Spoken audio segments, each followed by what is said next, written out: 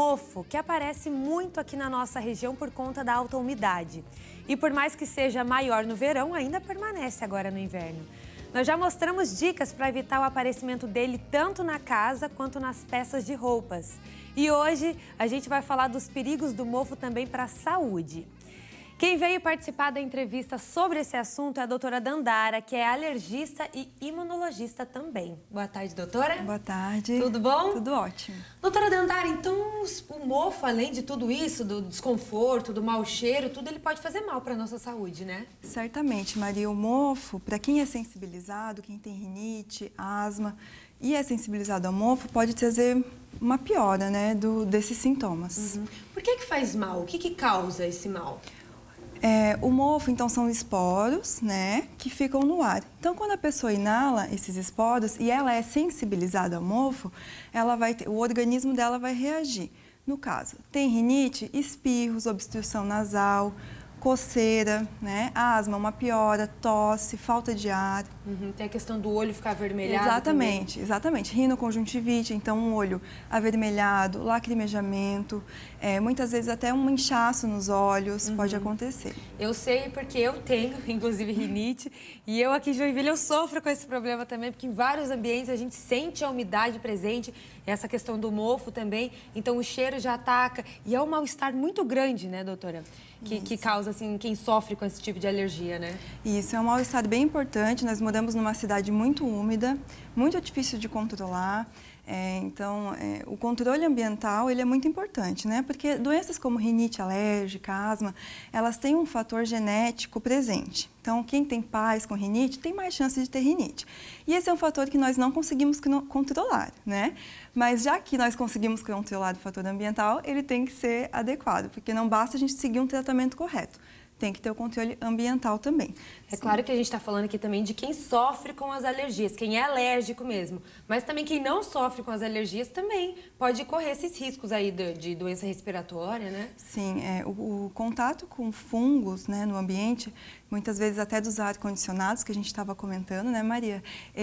Quem mesmo não é alérgico e inala esse fungo pode ter algumas doenças, né? Respiratórias, como umas pneumonites, não são muito comuns, mas estão presentes também, tá?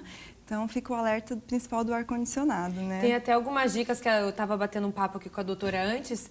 E, por exemplo, a gente já falou aqui algumas vezes no Ver Mais, tem dicas básicas como você colocar o giz ali dentro do guarda-roupa para sugar um pouquinho a umidade, né? Tem muita coisa, inclusive limpar o ar-condicionado, o filtro do ar-condicionado, que muitas vezes fica lá meses, a gente não lembra e não imagina do mal que aquilo pode estar fazendo, principalmente em ambiente de trabalho, que é uma circulação grande, né? Uma movimentação de pessoas, pode fazer muito mal, né, doutora? Com certeza. Os ar-condicionados mais modernos, eles têm até um aviso, né, na limpeza do filtro. Os mais antigos não têm. Então, você tem que tomar a iniciativa de uma vez por mês, abrir o ar e limpar o filtro. É bem simples, parece complicado, mas não, é bem simples. E na hora que você retira o filtro, é assustadora a quantidade de poeira, né, com ácaros e até mofo pode ter. Enquanto aquilo tá ali, a gente tá respirando. Tá ficando ali. Inalando tudo aquilo ali, aquele mal todo. Por isso, fazer essa limpeza às vezes não custa. Em 10 minutinhos você faz rapidão. O que precisa fazer. Doutora, o que acontece também é que essa alergia ao mofo, muita gente confunde com um resfriado, uma gripe, principalmente nessa época, né? Certamente.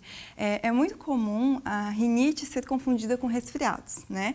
Então, é muito difícil diferenciar. Eu estou o tempo inteiro doente, eu estou resfriado o tempo inteiro, ou eu tenho rinite. Principalmente nas crianças que estão sempre na escola, então é importante passar por consulta médica para avaliar, né? Mas como identificar, né? Tentar identificar o que muda de um resfriado para uma rinite alérgica. Os sintomas são muito parecidos, então coriza nasal está presente nos dois, obstrução nasal está presente nos dois, né? Agora, a coceira, aquela questão de que a pessoa está o tempo inteiro fazendo esse movimento, ou mesmo fazendo caretas, né, para coçar o nariz, e espirros quando chega em ambientes fechados, né? Quando dá aquela série de espirros assim, um atrás do outro. Crise de espirros em salvas, principalmente pela manhã ou à noite, é comum. mais na rinite alérgica, né? Mas é um pouco complicado mesmo. O resfriado pode dar uma febre, rinite não dá febre. Rinite não dá febre. Não dá febre, né? A dor de cabeça pode dar em tanto um como no outro. Pode dar tanto um como no outro, né? A rinite, então você tem um acúmulo de secreção nos seus seios, você pode ficar com aquela sensação de cabeça pesada, também pela rinite. E a tosse também pode acontecer nos dois. A tosse, né? A pode. tosse, porque a de gripe, a gente sabe que é aquela tosse com o peito cheio, né? Isso na rinite também acontece? Pode acontecer uma tosse. O que é comum na rinite também é coceira na garganta. Então, as pessoas ficam o tempo inteiro dando uma tossezinha para coçar a garganta. E pode também ter coceira nos ouvidos. Então, as crianças às vezes ficam questionando que está coçando aqui. Vai no médico, não é diagnosticado, mas pode ser rinite. Pode ser rinite. Pode. E agora a gente quer saber o tratamento, né? No momento de uma crise como essa, deu lá, você entrou num ambiente com mofo, acabou dando uma crise de rinite ali, aquela coceira, tudo espirrou. O que fazer? Primeira coisa. Então, primeiramente, você tem que ter o diagnóstico de rinite. Então, a busca ao médico é primordial, né? Dos pacientes que já têm rinite e têm acompanhamento médico correto, a gente sempre indica algumas medicações de resgate. Então, são medicações para aquela hora que deu errado, né? Foi na casa de um parente, tem carpê, que não é o ideal. Então, basicamente com antialérgicos, esse tratamento. Esse tratamento. Com então, antialérgicos. Tomar um antialérgico ali para dar uma aliviada nos sintomas ali primeiro. Isso mesmo. Aqueles de colocar no nariz, aqueles medicamentos são indicados também? São indicados, mas esses medicamentos têm que passar por uma consulta médica. Geralmente, eles são indicados para tratamento a longo prazo, não só na hora, né? São medicamentos que você tem que ter uma orientação médica, são corticoides inalatórios, né, de uso nasal.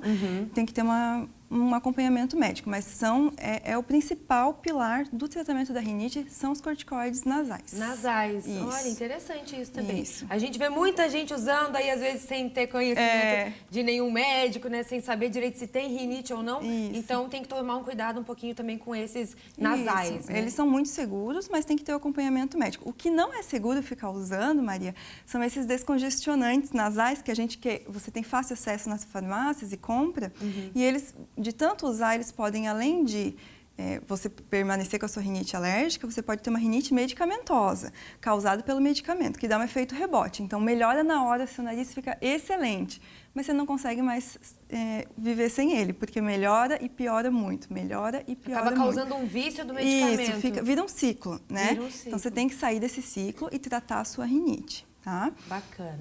Bem interessante isso daí. O pessoal de casa, inclusive, está participando. Tem uma pergunta para fazer aqui para a doutora Dandara, nossa alergista. Vamos colocar aqui na nossa tela, então. A Edna, limpar as narinas com soro fisiológico melhora? Sem dúvidas, Edna, tá corretíssimo. Ajuda bastante. Ajuda você a eliminar toda aquela secreção que fica e dá um alívio, com certeza, principalmente nas crianças, que estão sempre com o nariz escorrendo, não só pela rinite também, mas pelo contato com outras crianças, infecções respiratórias que são muito comuns. Como faz essa limpeza, doutora? Vamos ensinar, então, o pessoal. A limpeza nasal dá para fazer de 3 formas, basicamente. Uma com seringa e soro fisiológico mesmo, tá? Que compra na farmácia ali? Tudo na farmácia, sem prescrição médica, você pode ter acesso livre. Pega a seringa sem agulha, claro, né? Coloca soro normal, coloca nas narinas e limpa. Coloca a cabeça para trás, assim? Não, o ideal é sempre estar sentado, assim, tá? Olhando para baixo e limpa, tá?